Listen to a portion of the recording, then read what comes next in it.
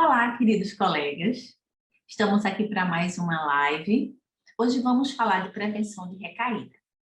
Para aqueles que são novatos aqui no nosso canal, meu nome é Carmen Regis, eu sou psicóloga clínica, psicóloga cognitivo-comportamental, neurocientista e psicossomatista, além de treinadora em neurofeedback. Vamos começar a nossa live aula de hoje falando sobre aspectos da prevenção de recaída em relação às outras abordagens. A prevenção de recaída, ela é uma situação, né, de técnica, de manejo, que é particularmente da terapia cognitivo-comportamental. Portanto, as abordagens mais tradicionais, elas não costumam ter esse protocolo de prevenção de recaída. A prevenção de recaída em TCC, ela pode ser aplicada para praticamente todas as psicopatologias. Contudo, existem situações em que o trabalho de prevenção de recaída ele é mais indicado e eficaz. Por exemplo, quando nós estamos falando de pessoas com dependências, não é? Um dependente químico, um dependente alcoólico, um dependente alimentar. Esses grupos são grupos que se beneficiam muito com o trabalho de prevenção de recaída. Vocês vão encontrar na literatura muitos textos falando sobre prevenção de recaída, sobretudo com esses grupos. Portanto, é interessante que vocês acessem os sites acadêmicos e vejam que existem muitas pesquisas validando esse tipo de trabalho no final do processo terapêutico, né? A prevenção de recaída é um manejo que vai iniciar a sua aplicação no momento em que você está pensando na alta desse paciente. E aí vale salientar que a alta do paciente, ela é gradual. Em raras situações, mas podem acontecer, você dá alta definitiva logo após entender que esse paciente tem condições dessa alta. Mas isso é muito raro. Geralmente o paciente, até para que se sinta mais confortável e seguro com o amparo do processo psicoterapêutico, ele opta junto, em comum acordo com o psicólogo dele, em ter um trabalho de desligamento gradual. Como esse desligamento gradual acontece? Você passa o paciente para a quinzenal, combina com o paciente, observar como ele vai evoluir. A partir daí, 2, 3, 4 meses depois, esse atendimento passa a ser mensal e, posteriormente, você se coloca à disposição para qualquer necessidade de sessões esporádicas de acompanhamento. Se ele tiver uma recaída, claro que ele vai voltar para as sessões semanais ou 2 vezes por semana, ok? Bom, o termo recaída é um termo que remete ao modelo médico. Nós não podemos esquecer que a TCC, ela trabalha de mãos dadas com a neurociência e trabalha de mãos dadas também com a psicologia médica. Está relacionado a um estado de doença após período de remissão. Então, o paciente, ele fica bem e aí, num dado momento, ele tem uma recaída. Ele faz o comportamento que ele está tentando evitar. Tá? Então, o objetivo principal para o terapeuta que está começando um trabalho de prevenção é transformar o seu paciente em seu próprio terapeuta. Ao longo do processo da terapia cognitivo-comportamental, o terapeuta vai formatando esse contexto onde o paciente se sentirá seguro em usar técnicas e manejos aprendidos durante o processo terapêutico na hora da alta, para que ele não precise voltar com uma recaída ao processo terapêutico. Então, ele aprende a ser o seu próprio terapeuta. Tá? E aí, trabalhando prevenção, a gente vai orientar o paciente, ajudá-lo a prevenir o lapso, a gente vai ver logo adiante o que é que a gente vai entender por lapso, e manter, segurar a abstinência. E manejar as recaídas, porque prevenir recaída vai exigir do paciente uma gestão das emoções, gestão dos comportamentos, que ele, no início, não está preparado para ter, mas no final do processo ele precisa estar apto a desenvolver o manejo para prevenir suas recaídas. A prevenção de recaída, ela vai ter por meta identificar as situações de alto risco, as situações de vulnerabilidade. É necessário que o terapeuta conheça bem o ambiente social do paciente para formatar estratégias que possibilitem com que ele previna as futuras recaídas. E aí, ele vai ter que entender que, em muitos momentos, dependendo do ambiente social, né, a gente tem aí a questão das relações, dos grupos sociais, família, trabalho, amigos, o paciente precisa aprender a dizer não, né? Precisa aprender a controlar a sua fissura. Porém, é de suma importância que o terapeuta prepare esse paciente para eventuais lapsos. O que a gente vai chamar de lapso é um breve retorno ao comportamento anterior, que não vai invalidar de forma alguma o sucesso que ele vem tendo em manter-se distante do elemento que faz com que ele tenha um comportamento inadequado, que seja álcool, que seja drogas ilícitas, que seja alimento, qualquer que seja o foco do trabalho dele. E aí a gente precisa falar do efeito EVA, né? Efeito de violação de abstinência. Esse efeito, ele precisa ser trabalhado em várias sessões, quando nós estamos pensando em colocar o paciente em pré-alta, quinzenalmente, né? Mensalmente, ou em alta. Tá? Por quê? Porque quando o paciente viola as regras que ele mesmo instituiu para ele, para prevenir a recaída, quando ele cai em lapso, ele pode ter sentimentos que vão, ao invés de ajudar a mantê-lo longe do que ele precisa estar longe, pode ajudar fazendo com que ele recaia. Então, ele precisa desenvolver sentimentos que não o levem à culpa, à percepção de perda de controle definitivo, à autorresponsabilização com essa punição excessiva. Aprender a se perdoar pelo lapso, né? Eu costumo comparar assim, o auto-perdão com o manejo que fazem os tenistas. Um jogador de tênis, que para quem é que assiste, enfim, ele erra um golpe, ele perde o ponto e, em fração de segundos, ele se recompõe e segue em frente.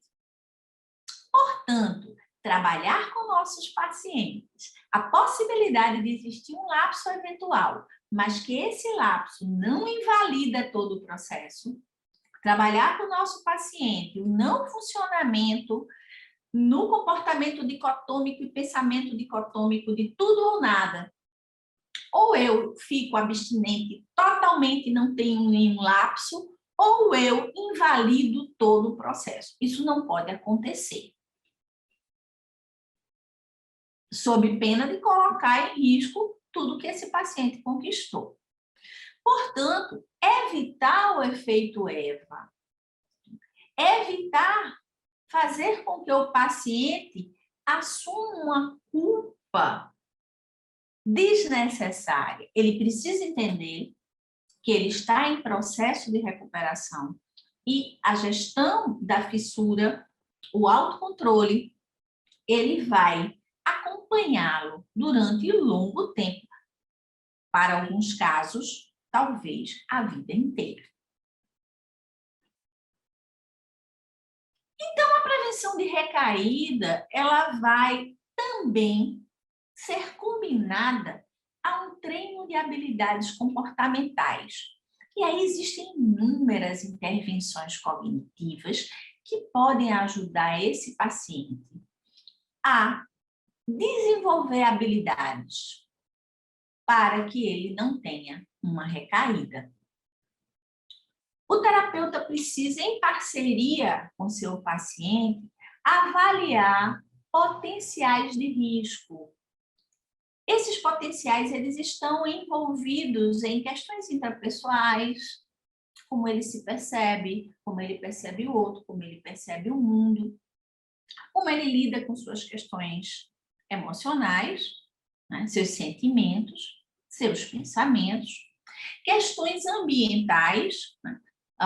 Existe muito estresse no seu ambiente familiar? Existe muito estresse no seu ambiente de trabalho? Como é que esse paciente pode controlar a sua resposta ao estresse? Entendendo e trabalhando com ele ao longo de todo o processo, de que não são os fatores em si que adoecem esse paciente, mas a forma como ele lida com todo esse ambiente. Portanto, fatores intrapessoais, ambientais e fisiológicos, né? Nós sabemos que as questões físicas e genéticas, elas interferem também. Porém, a força do ambiente, ela é maior. Se o paciente estiver bem preparado para a gestão dos seus sentimentos, a gestão do ambiente, das suas respostas aos fatores estressores, os fatores fisiológicos, eles são, de certa maneira, minimizados. E aí, elencando tudo isso, nós teremos um arcabouço de situações precipitantes, ou seja, ele sai preparado como se fosse uma espécie de, metaforicamente, um manual de possíveis situações ambientais, fisiológicas ou intrapessoais que podem estartar um desejo, uma fissura, podem precipitar, tá? E aí, um dos instrumentos é o mapa de recaída.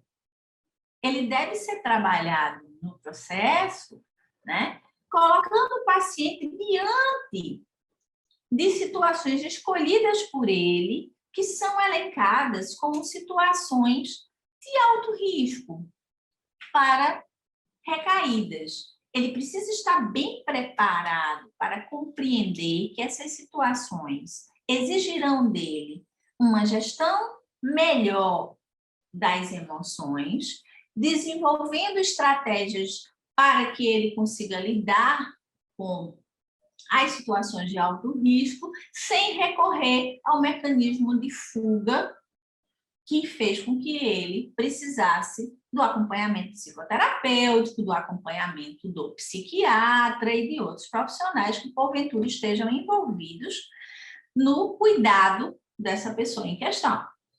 E aí, ensaiar mesmo, gente. A terapia cognitivo-comportamental, como ela tem essa proposta de transformar o paciente em seu próprio terapeuta, ele tem que perceber que em algumas situações ele precisa identificar a situação e ele precisa ensaiar estratégias de enfrentamento, objetivando o resultado final eficaz, né? O que a gente vai chamar de autoeficácia.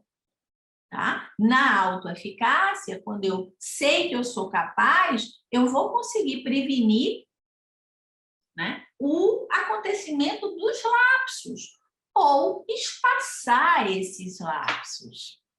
É interessante também colocar para esse paciente que ele vai conseguir espaçar os lapsos até esses lapsos serem assim muito difíceis de acontecer. Porém, essa estratégia toda tem que estar muito bem embasada. Selecionar com os pacientes possíveis respostas de enfrentamentos que sejam mais positivas. Nós temos até neurologicamente, uma predisposição para olhar as situações e buscar situações de risco. E aí, implementar o mecanismo de defesa. Para aquela pessoa que é dependente, por exemplo, química, o mecanismo de defesa dela é a fuga. E a gente precisa entender que essa fuga, ela foi idealizada erroneamente por essa pessoa com o consumo de substância A, B ou C, por exemplo.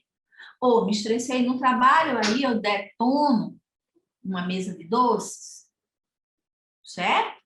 Quais são as respostas de enfrentamento positivas quando eu estou com o meu cérebro dizendo para mim que eu preciso consumir aquilo ou fazer aquele comportamento A, B ou C, por exemplo, compras compulsivas, tá? Ao invés de ir às compras, o que eu posso fazer? Isso vai ser selecionado com o paciente. Eu elenquei aqui 4 itens de sugestões, mas isso é muito da pessoalidade do sujeito que você acompanha. Pode existir pessoa que não gosta de música, por exemplo. E aí, música não é uma resposta possível de enfrentamento positivo. Já tive, sim, gente, uma paciente que detestava ouvir música. É raro você encontrar uma pessoa assim, mas ela, né, dizia que não gostava de música. Então, eu não poderia, por exemplo, colocar como uma estratégia de enfrentamento positivo música. Mas ela se dava muito bem com jardinagem, com trabalhos manuais, com a busca de sair com amigos para tomar um café, ao invés de fazer o comportamento que ela estava tentando corrigir, porque era um comportamento muito ruim para ela. Então, criem com o paciente de vocês as respostas de enfrentamento positivas que são adequadas para aquela pessoa. Não tem uma receita de bolo, tá? Então, cada paciente vai ter as suas respostas. E aí o terapeuta vai ajudá-lo a implementar. Não é fácil, não é bonitinho, redondinho, como a gente vê nos livros. O paciente precisa de um tempo para desenvolver essas estratégias. Às vezes ele até quer desenvolver determinada estratégia, mas no dia a dia essa estratégia não encaixa no dia a dia dele, ou ele mesmo percebe que está se sabotando. Então, são vários nuances, né, que a gente precisa observar. Selecionar também junto com ele, para além das respostas de enfrentamento positivas, as respostas de enfrentamento negativas, porque daí é uma questão que pode acontecer, que não é algo da terapia cognitivo-comportamental, como erroneamente algumas pessoas dizem assim, mas corrige determinado comportamento e migra para um outro. Não, são estratégias, mecanismos de defesa e acontece em qualquer processo psicoterapêutico. O paciente pode corrigir, né, determinada situação e, com atitude compensatória, ele partir para uma outra situação que não é positiva, que também é danosa. E aí, criticar a si mesmo demasiadamente, ter pensamentos ruminativos de que eu não consigo, de que eu sou incompetente, estão relacionados esses pensamentos às crenças centrais disfuncionais, né? Então, aí a gente vai linkando com outras formas de entendimento do sujeito, que ao longo do processo psicoterapêutico, o terapeuta trabalhou com esse paciente. Ele já vai estar treinado, ele conhece a terminologia, e aí você vai poder apontar junto com ele quais são as respostas de enfrentamento negativas e que, portanto, precisam ser evitadas. Roer unhas, por exemplo. Ao invés de comer, de abrir a geladeira e detonar todo o carboidrato que tem nela, eu estou roendo as unhas. Ora, é uma troca ruim, é uma escolha ruim, tá?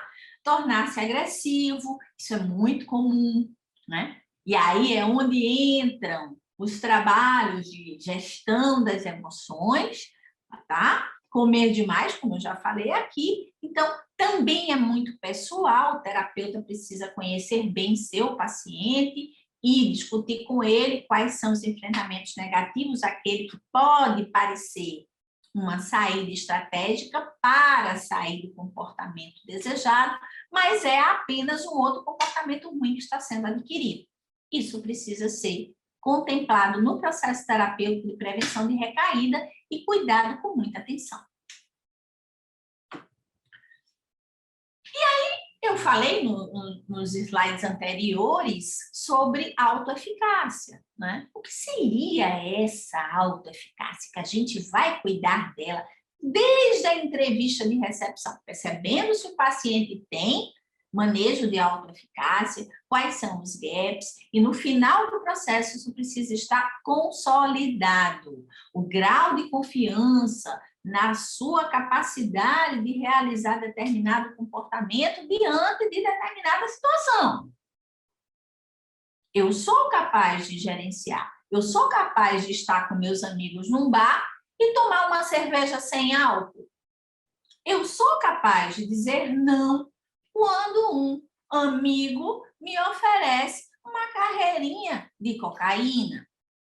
Eu sou capaz de gerenciar. Eu tenho essa capacidade. Isso vai ser desenvolvido e fortalecido ao longo do processo na prevenção de recaída. Isso tem que estar bem consolidado.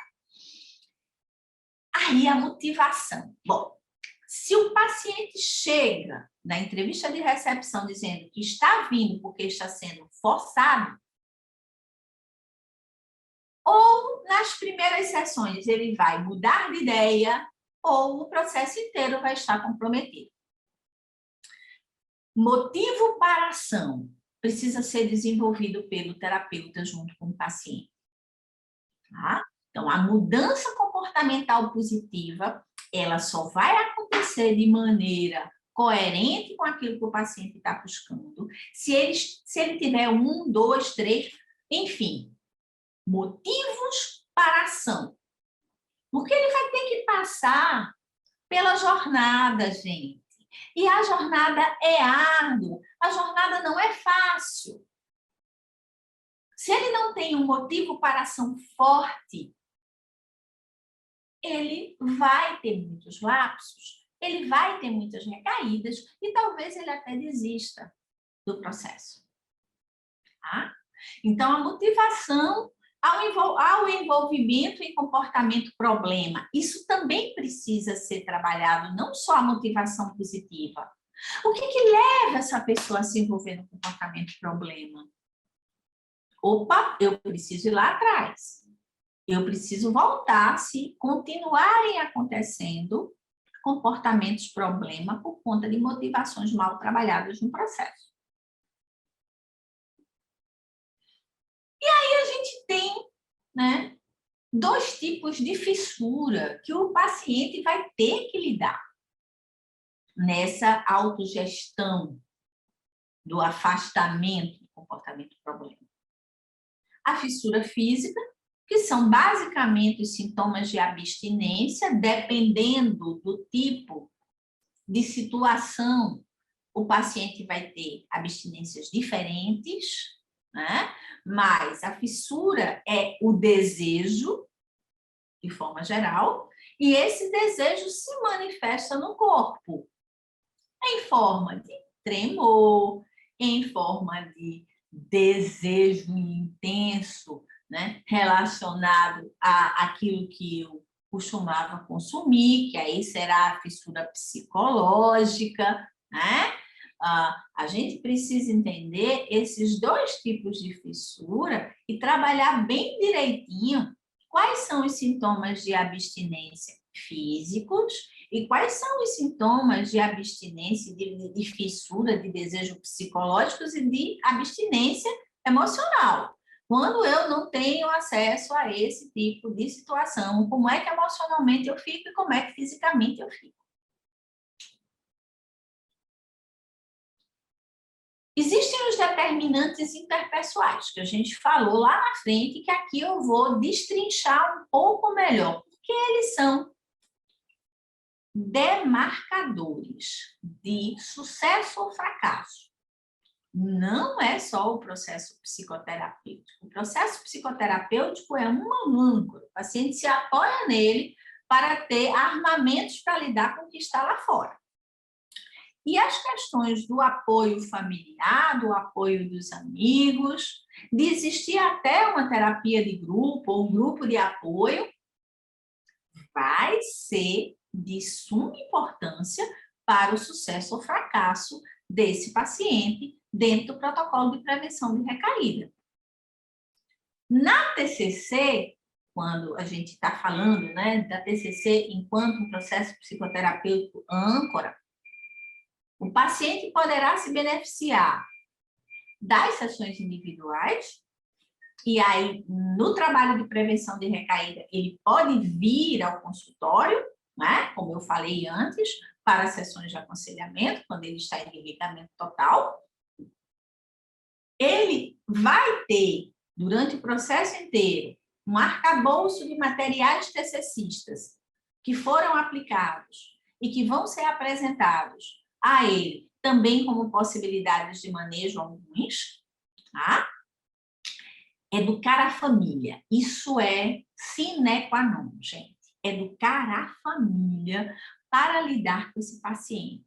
Geralmente, a família é um ponto de estresse, porque na angústia compreensível de ajudar, a família termina tomando atitudes que mais atrapalham. Portanto, cabe ao psicólogo chamar a família, orientar a família em como lidar com situações A, B e C de forma correta, coerente, para que essas ações familiares surtam um efeito benéfico para aquela pessoa. E aí, na esfera médica, não é? Exames para monitorar a abstinência, geralmente quando é uma pessoa que tem dependência, sobretudo dependência química. Esse paciente vem acompanhado por uma equipe interdisciplinar, e aí o terapeuta tem que fazer essa ponte e ter acesso a monitoramento de abstinência através de exames, que não são prescritos pelo psicólogo, mas o psicólogo deve sim ter acesso, tá?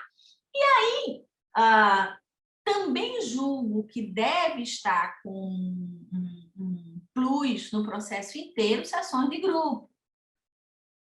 Porque na sessão de grupo existe, né, o espelhamento, existe a interação entre pessoas que têm dificuldades parecidas, vai ser observado o esforço das pessoas em sair daquele comportamento indesejado, tira o seu paciente do isolamento, né, de achar que ele é um ponto tão fora da curva assim. Existem várias pessoas que sofrem, como ele, da mesma situação que ele, e aí na terapia de grupo há essa corrente de fortalecimento e de espelhamento. Quando acontece o lapso, esse lapso é levado para o grupo, ele é dialogado. Nesse grupo existe um terapeuta, que é um terapeuta que vai coordenar o grupo. E aí, nessas interações todas, também surgem conteúdos para o processo individual. Salientando que o terapeuta do grupo não necessariamente é o terapeuta que trabalha individualmente. Então, se não for, é necessário que esses terapeutas eles estejam se comunicando, sim. Bom, existem muitos manuais, muitos protocolos que podem ser considerados eficazes, mas nenhum deles é 100% eficaz para a prevenção de recaída. Claro que existem diversos N fatores que vão colaborar para as recaídas. E não vai existir nenhum protocolo, nenhum manual que vai garantir que depois de um processo de alta, essa pessoa não volte a ter o comportamento indesejado. Porém, para estimular a abstinência, existem uma série de habilidades que a gente pode começar a trabalhar com o nosso paciente na perspectiva de que ele incorpore essas habilidades para ficar longe do comportamento indesejado. Reduzir disponibilidade e exposição à droga. Esse é um tema complexo, porque isso também fala de afastar-se de alguns amigos ou aprender a dizer não. O fortalecimento do não, ele é um trabalho de formiguinha. Uma pessoa que não consegue dizer não a um determinado comportamento disfuncional, ela não vai simplesmente pela coerência do não conseguir dizê-lo. Portanto, em algumas situações é necessário um gradual afastamento suave para não haverem situações desnecessariamente estressantes, mas tirar esse paciente, fazer com que ele entenda a necessidade de se afastar de situações onde ele ficará exposto à droga, se ele não consegue dizer não. Tá? Se ele consegue dizer não, se ele já está se achando com alta eficácia suficiente, ele pode ir para um bar com um grupo de amigos e tomar um refrigerante ou uma cerveja sem álcool. Identificar e confrontar os pensamentos sobre drogas. Então, mesmo fora do contexto, essa habilidade precisa existir. Na verdade, todos nós precisamos conversar conosco. A gente não tem na nossa cultura isso muito enfatizado. Mas pensar, né? Confrontar esses pensamentos. Eu estou pensando em fumar, mas eu venho de um trajeto tão longo, da terapia com Carmen, eu sei como fazer, eu tenho que afastar esses pensamentos. E aí investir em manejos, como mindfulness, por exemplo, potencializá-los. Né? Desenvolver estratégias de recusa, como não, eu já falei aí em cima, né? Mas, para além, saber identificar a fissura, nomear fissura. Isso que eu estou sentindo é uma fissura. Eu preciso usar a estratégia A, B ou C. Estimular a decisão de dizer o não para si mesmo. Que comportamentos eu posso adotar que facilitarão o meu não, a minha recusa? Isso tudo tem a ver com aprender a automonitorar-se. É algo que, independente de uma psicopatologia, todos nós precisamos fazer ou aprender a fazer. E aí chegamos ao fim, né, da nossa live aula e espero que vocês tenham encontrado algumas respostas para algumas dúvidas. Peço que participem com perguntas ou com colaborações, porque a gente tanto compartilha conhecimento como aprende também com nossos colegas. Estaremos de volta brevemente com outro tema relevante à TCC. Muito obrigada a todos.